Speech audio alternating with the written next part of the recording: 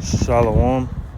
First and foremost, before I get started, I'd like to give our praises, honor, and glory to where it's due to Yahweh, Bahashem, Yahushai, Bahashem, Chakwadash. Double honor to the apostles and the elders of Great Millstone who were well and taught us truth. Today's lesson will be entitled somewhere along the lines of, there was no promise of ease in this walk. Endure. There was no promise of rest, of ease, comfortability in this walk. So endure. Just endure it. Because as it says in Micah 7:9, real quick.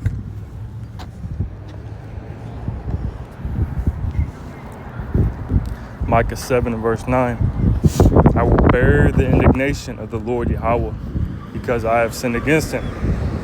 Until he plead my cause and execute judgment for me, he will bring me forth to the light, and I shall behold his righteousness. So the Lord said, bear it, endure it. And the NLT it says, verse 9, I will be patient as the Lord Yahweh punishes me, for I have sinned against him. But after that, he will take up my case and give me justice for all I have suffered from my enemies. So nobody said it was going to be easy. How's the saying go? If it was easy, everybody would do it. But the Lord chose you because he knew that you would be able to endure it. The Lord didn't promise that it was going to be easy, man. The Lord didn't promise that this walk was going to be a cakewalk. No, it's going to be strenuous. It's going to be stressful, difficult, hardships. And we got to endure it, man. Because we sin against the Lord, Yahweh Shem Yashai. You get that word bear. It's not an actual bear. But it says, number 2, to endure. It's like, to endure an ordeal or difficulty. To tolerate. What else? It says, so that was really it. Thought it was going to give me some synonyms. It's all in Spanish. So yeah, man. To endure. Okay, right here. It says number 6 and number 7. To withstand. To resist. So we got to resist what? The evils. Number 7. To endure, tolerate, put up with. To experience, undergo. So yeah, you gotta accept it, man. You gotta continue to push forward because nobody said it was going to be easy, and there was no promise that it was going to be easy. There was no promise, so we gotta continue to endure in the fight. Let's get this, and there was another scripture, but it has slipped my mind. So let's go back to John 17 now. Nobody said it was going to be easy, man. And quite the opposite. Because what does it say in Acts 14 and verse 22? Acts 14 and 22, it confirming the souls of the disciples and exhorting them to continue in the faith, and that we must, through much tribulation, enter into the kingdom of the Most High. So in order to enter into the kingdom, we got to go down this treacherous walk. This walk that's full of pain, suffering, difficulties, ordeals, tribulation. Because that's what it says in Ecclesiastes 2. Let's get this real quick since we're here. Joshua 1 and 6. Joshua 1 and 6. Be strong and of a good courage. So you got to continue to be strong, man. Continue to be have courage and to continue to push forward, understanding that you're going to need strength, you're going to need courage, and above all, you're going to need faith to go down this walk, man, because you can't do it on your own. It says, for unto this people shalt thou divide for inheritance the land which I swear unto their fathers to give them, which is going to back then. Let's jump down to verse 9. Have not I commanded thee? Be strong and of a good courage. Be not afraid, Neither be thou dismayed, for the Lord Yahweh thy power is with thee whithersoever thou goest.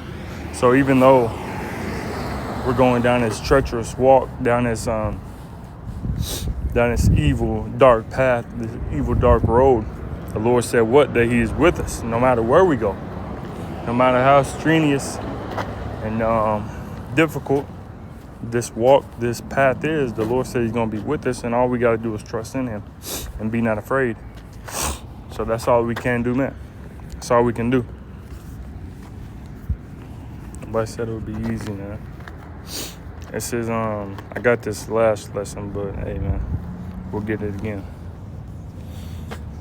Ecclesiasticus or Sirach 2:1. My son, if thou come to serve the Lord, prepare thy soul for temptation. So you want to go down this walk. You want to serve the Lord. You want the kingdom. Well, you're going to have to go down this treacherous path. And see, the Lord didn't promise that it was going to be easy, that you were going to have rest.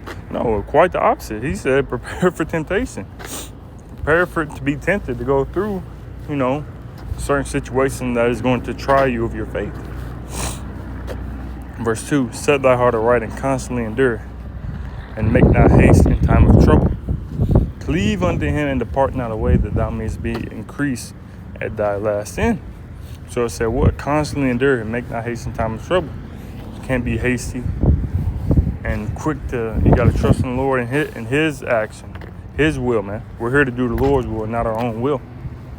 We got to cleave unto him no matter what is set in front of us. You have individuals who thought this was going to be a cakewalk, and then they end up falling out because they thought it was just going to be easy, man, and it's not. We'll jump down to verse 10. It says, look at the generations of old and see, did ever any trust in the Lord and was confounded? Or did any abide in his fear and was forsaken? Or whom did he ever despise that called upon him? So when you look at the generations of old, the ones who walked down this path, you understand that the Lord Yahweh Shemiyasai was always with them. That strenuous, difficult path, the Lord was always with them, man. What did Apostle Peter, disciple Peter at the time, ask Yahweh? I believe that's Luke 14:26.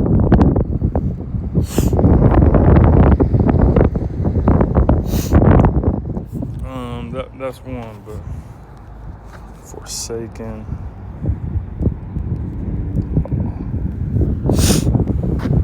Matthew 19. Okay, this is Matthew 19 and verse 27. Then answered Peter and said unto him, behold, we have forsaken all and followed thee. What shall we have therefore? So Peter was saying, hey man, we forsaken everything. We're walking this path. We're following thee. We're going down this treacherous, difficult path. What are we going to receive?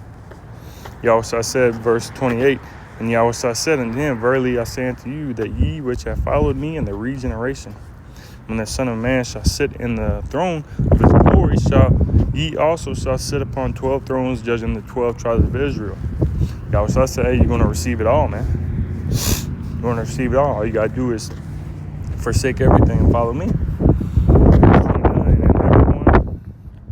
That hath forsaken houses, or brethren, or sisters, or father, or mother, or wife, or children, or lands for my name's sake, shall receive 100-fold, and shall inherit everlasting life.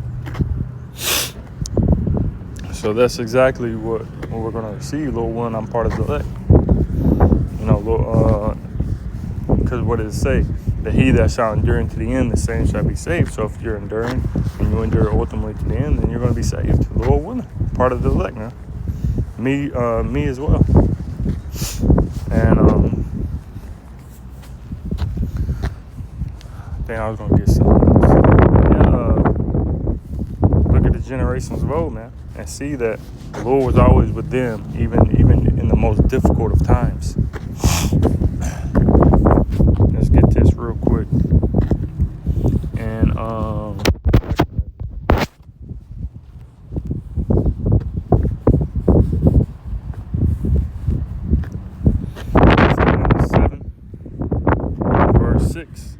there's also another thing. A city is builded and is set upon a broad field and is full of all good things. So that's the destination that we're going towards. That's that final destination that we're striving for, man. That's why we're going down this treacherous path to inherit everlasting life, to inherit this city that is set upon the broad field, the kingdom of heaven. What does it say in Matthew 6 and verse 33? Seek ye first the kingdom of the Most High and his righteousness, and all these things shall be added unto you. That's what we're seeking for. That's what we're pushing for. That's what we're craving after, man. Nobody said it was going to be easy, man. But nobody said it was going to be easy. The Lord didn't promise anything easy throughout this walk. But the Lord did promise, how do I say it? For lack of a better term, something better on the other side. Something far better that outweighs everything that we're going through right now. That's what it says in 2 Corinthians 4 and 18. Let's go to that real quick. It might be Romans 8. No, both of them. We'll just get both. 2 Corinthians 4 and verse 17. For our light affliction, which is but for a moment, but worketh for us a far more exceeding and eternal weight of glory. So everything we're going through right now, this strenuous, difficult walk, is nothing compared to what we're going to receive, man. So what do we do then? What do we do with that knowledge? Endure, push forward, fight. Verse 18, while we look not at the things which are seen, but at the things which are not seen. For the things which are seen are temporal, but the things which are not seen are eternal. So everything we're going through right now, it's all temporal, man. This strenuous, difficult situation that we're going through right now, it's temporal, man. So fuck it. Endure. Push forward, man. These bodies, they're not going to last forever. But what the Lord, Yahweh Shemi Ashai, is about to give us is going to last forever. For all eternity. Romans 8 and verse 18. For I reckon that the sufferings of this present time are not worthy to be compared with the glory which shall be revealed in us. So it far outweighs it, man. It doesn't compare to the glory that the Lord Yahweh Shemi Ashai is going to give unto us. Lo, well, I'm part of the elect. Nobody said it was going to be easy, but the final destination is going to be well worth it at the end, man. 2 Ezra 7 and verse 7. The entrance thereof is narrow, and is set in a dangerous place to fall, like as if there were a fire. It's like as if there were a fire on the right hand and on the left a deep water. So this entrance is narrow, very difficult, very treacherous. Verse 9. As Yahweh said in Matthew, I believe that's 7, he said, that straight gate, entering ye in at that straight gate. For wide is the gate, for wide is the gate that leadeth unto death, and many there be that go in thereat. You gotta go down that straight gate, and when you get that word straight, it's S-T-R-A-I-T, which goes into a degree of difficulties. And that's a gate that we must needs go by in order to enter into the kingdom. Nobody said it was going to be easy. Yahweh I didn't say it was going to be easy. So what? Does that mean you give up? No. It means you keep going, keep pushing. Because what we're about to receive is going to outweigh all of that, man. All of this. Times infinity. So it says, verse 8, and one only path between them both, even between the fire and the water. So small that there could but one man go there at once, so there's no other way to get around it, man. You got to go through this. You got to endure it. You got to fight. You got to push forward, because there's no other way around it, man. There's no other way around it, because what it's saying, John 10 and 1, if you try to come up some other way, it's the same as a thief and a robber. So we got to go down this path, man. But it's going to be well worth it. Nobody said it was going to be easy. There was no promise of rest during this walk. It says, verse 9, if this city now were given unto a man for an inheritance, if he shall never pass the danger set before it, how shall he receive this inheritance? And I said, It is so, Lord. Then said he unto me, Even so also is Israel's portion. This is our portion. This is what we got to go through, man. There's no way around it. None. It just, God has said no other, the only path between them both. One only path between them both, man. So, but we have, the greatest advocate, which is Yahweh, praying on our behalf, man. That even though we're going down this walk, the Lord asked for the Lord to be with us during this walk, man. So we have the greatest advocate and the only power, Yahweh, backing us. Let's get this. We'll get this and we'll probably end it off right here. John 17 and verse 15. I pray not, this is Yahweh speaking, I pray not that thou shouldest take them out of the world, but that thou shouldest keep them from the evil. To keep them, when you get that word keep, let's go ahead and get it.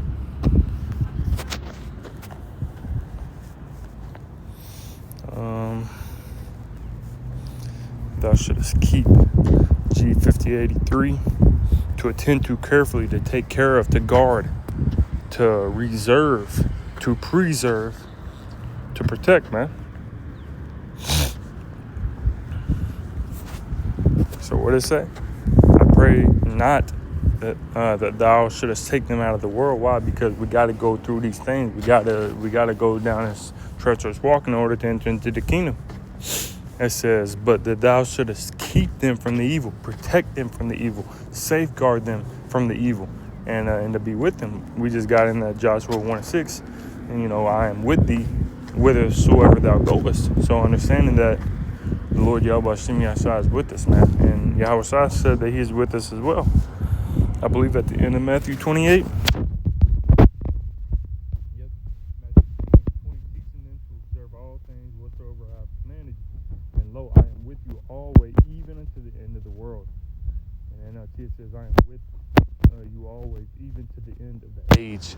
So Yahweh, Bahashem, Yahushai, Yahweh, while Yahushai is with us until the very end. Nobody promised that it was going to be easy, man.